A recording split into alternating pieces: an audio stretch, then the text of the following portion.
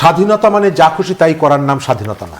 আপনি জানেন যে সারা দেশে বাউল ইস্যুতে এক ধরনের রাজনীতিতে উত্তপ্ত করা হচ্ছে, বাউলদের উপরে হামলা হচ্ছে, সাংস্কৃতিক কর্মকাণ্ড আক্রান্ত হচ্ছে। হঠাৎ করে দেখা গেল গতকালকে খুলনাতে কয়েকটা ছাত্র সংগঠন, বিশেষ করে বামপন্থী ছাত্র সংগঠনগুলো বাউলদের নিরাপত্তা, সংস্কৃতির নিরাপত্তা ইস্যুতে একটা কর্মসূচি পালন করলো এবং সেখানে হামলা হলো।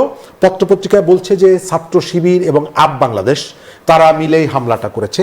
কিন্তু আমি রাষ্ট্র সংস্কার আন্দোলনের সম্পর্কে যতটুকু জানি, নেতৃত্ব সম্পর্কে যতটুকু জানি, তাদের ভাবনা এবং এই যে বাউলকে হামলা করার মতন মেন্টালিটি সম্পন্ন একটা রাজনৈতিক শক্তির ইউনিটিটা কিভাবে হয়, এটি আমার কাছে প্রশ্ন। দ্বিতীয় জায়গাটি হচ্ছে নির্বাচনকে যতই কাছে আসবে ততই রাজনৈতিক আপনি যে ঘটনাটি বলছিলেন আমি সেখানে আরেকটু অ্যাড করতে চাই। বাউলের যে প্রসঙ্গটা আসলো সেখানে এনসিপিকে আমরা দেখলাম যে বাউলের আটকের ঘটনায় তারা প্রেস রিলিজ দিয়েছে, আবার তারা সোশ্যাল মিডিয়াতে এটাও এসছে যে পাল্টা একটা প্রেস রিলিজও এসছে ধর্ম অবমাননার বিপক্ষে। মানে তাদের অনেকগুলো বিষয় আসলে সাংঘর্ষিক মনে হয় কিনা। আমি শুরুতে আপনাকে বললাম যে স্ববিরোধী কথাবার্তা, সময়ের সঙ্গে সঙ্গে অবস্থান পরিবর্তন করা। তবে আমি আমার জায়গা থেকে স্পষ্ট করে বলি, স্বাধীনতা মানে যা খুশি তাই করার নাম স্বাধীনতা না, যা খুশি তাই করতে না পারার নাম স্বাধীনতা।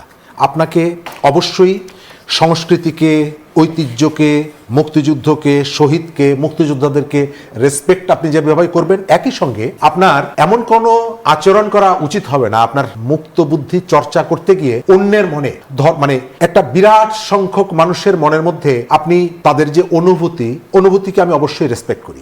আপনি যা খুশি তাই করতে পারবেন না। আপনার আচরণের মধ্যে সেটি আপনি শিল্পী হন, আপনি সাংস্কৃতিক কর্মী হন, এই জায়গাটায় অবশ্যই আমাদের খেয়াল রাখা দরকার। আবার সেটিকে কেন্দ্র করে আপনি আইন নিজের হাতে তুলে নেওয়া এবং এটি অনবরতভাবে আপনি যে চেষ্টাটা করছেন এবং সারা দেশে এক ধরনের সংস্কৃতি ছড়িয়ে দিচ্ছেন, এই ক্ষোভটাকে আসলে কতটুকু অ্যালাউ করবেন এবং কোন পর্যন্ত যেতে দিবেন, এবং এটি ক্ষোভের প্রকাশটাকে আপনি রিকগনাইজ করতে গিয়ে একটা পর্যায়ে যদি রাষ্ট্রের অস্তিত্ব বিপন্ন হয়, আইন শৃঙ্খলা ভেঙে পড়ে, রাষ্ট্রের উপস্থিতি যদি অকার্যকর হয়ে পড়ে, তাহলে এটিকে ক্ষোভের বহিঃপ্রকাশ বলার কোনো সুযোগ থাকে না।